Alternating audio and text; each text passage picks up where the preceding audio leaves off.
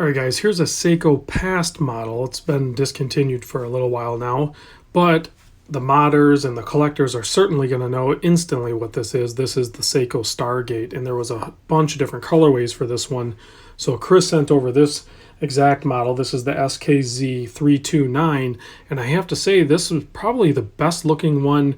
Now, I've only looked at pictures in the past, but this is my first actual one in the metal, and I have to say this one really pulls it off great. I think the full black kind of hides some of the quirky things that stand out right away. You can see the rider tab, or whatever you want to call it, kind of how Breitling does it, but the Seiko did one right up at the top there at the 12 o'clock. So it's going to be hate it or love it type thing. There's definitely guys that have modded these, whether it be mod this case or use the guts out of this, or the dial and hands at least, and swap them over to something else. But I have to say, this one is so clean, it is in such perfect condition.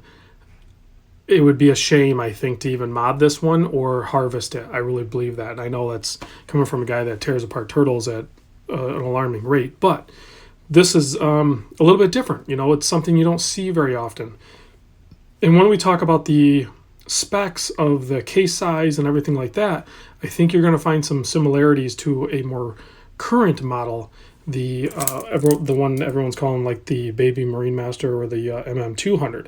Very similar proportions. So let's talk about the Stargate, this particular model. So we are looking at a 43 millimeter case. That's not including, it doesn't really have crown guards, but the case kind of bellies out around the crown. So I measured from this side of the case to this side of the case, excluding that, because I think that's a fair measurement. That's how we measure everything else. So it is a 43 millimeter case, about 49 lug to lug. You can see the case shape is very similar to what you're going to see on the MM200 or a lot of other Seikos, quite frankly. But this one's a little more dramatic, and I actually dig that. Offset crown, of course, drilled lugs, even back when they were doing this, and the bracelet has solid end links, and it articulates nearly flat over, but it certainly articulates. It just doesn't go flat over. It's still going to add to that wearability and comfort level just because it does articulate at least to a 90-degree angle there. So what do we say, 49 there. Thickness, you can see that Hardlex is just proud of the bezel and also domed. So with that, it's 13.2 thick. The lug width is a 22, and the bracelet does taper down to a 20. Standard Seiko affair here for micro adjust, all stamped out and coated. So, and you can see this thing is in perfect condition. Chris must have wore it like how I wear my watches, or he just straight up never wore it, because it is super clean. This one also has the Roman day wheel, so you can see I'm on Sunday there, which is going to be your red square. Really nice pop to it. And then as we cycle through this, now this has a 7S36, so it's old school. It's not going to be hack or wind or anything like that, but quite frankly, you don't really need it with a lot of Seikos. So there's going to be Monday, and then you're going to have the number 1 on the Roman day wheel. So really smooth, very clean, easily legible. You have the polished framed indices you can see here on a close-up, and then you have the handset is completely whited out with plenty of real estate for the excellent Seiko loom. Nicely done bezel, tons of traction on that thing. It looks like cogs on a gear easily. It's very deep, and the action on it is excellent. I mean, it's the perfect amount of tension, nice clicks, and everything lines up really good. So, and same thing with the crown action. You can even see it has the white band around there too. Like on certain other models, if you look up Stargate and you look at some of the other models, some of them look a little gaudy. I think this one is perfect. I like the colors used and the way they were used and everything. It's just very subtle, so it's a very clean looking watch. And on wrist, it actually feels crazy thin because it is such a dramatic cushion case.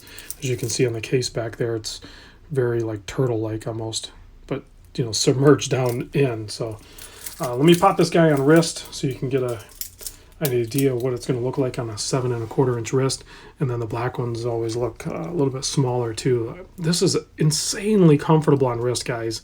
like most Seiko divers are, but I would say easily this is more comfortable on wrist than the SBDC 061, the Marine Master 200, this guy here. So, and this one's really good on wrist, but this one's a little tight on me, but this one's really good on wrist. But I have to say, the old Stargate is slightly more comfortable. It just is. So sometimes, we lust after these new ones and stuff like that, but there's a bunch of old models out there still that you can find in excellent condition, or maybe refurbish or do something with them. That don't ignore them, because you're looking on the used market, a rough condition MM200. I think you're going to be, 550, 600, something like that. I think if you're going to find a used one that's actually been worn, such as this one, the Stargates, I think, used, actually worn condition, you're going to find them probably around the 300 mark. If you find one in excellent condition, I think you're going to be, 400, maybe a little bit more, depending on which colorway or how rare of an example it is. But it's definitely something, I've said it many times in the past. Sometimes it's a good idea to not hunt after the same creature that everyone else is hunting after. Look elsewhere. Maybe no one's looking at the Stargates right now, and that's your opportunity to score some really awesome, older, but still relevant Seiko models, or whatever brand you're picking out. Branch out a little bit and look elsewhere. There's tons of other opportunities out there for sure. So, I love this case on this thing. My only gripe would be is the bezel is a little weird, but I think on this black one, I don't think it would bother me too much. So, and it's screwed down, you can remove it, but they look hideous when you remove it. So I don't know if anybody else has made, a replacement tab for that or something. Or you can just swap over the bezel. I'm pretty sure you can do that. I know for a fact you can do that. Actually, if I can find it, I'll try to put a link in the description. Mark over at Average Bros actually did a full-on mod of a Stargate like this. He did it through, I forget that big modder out in California. But it turned out amazing. It looked like a very, very premium Seiko by the time he was done. And it was not that absurd of a mod, sapphire crystal, and I think maybe he changed out the crown and he changed out the bezel and stuff like that. So if I can find it, I'll show it to you. But let me give you a lume shot, because it's Seiko and it's going to have crazy lume, whether it's new or old. So you can see there easily has an insane amount of lume, with those sumo style hands. And there it is next to the newer MM200. So anyway, big thanks to Chris for sending this in, and thanks you guys for watching. I'll see you on the next vid.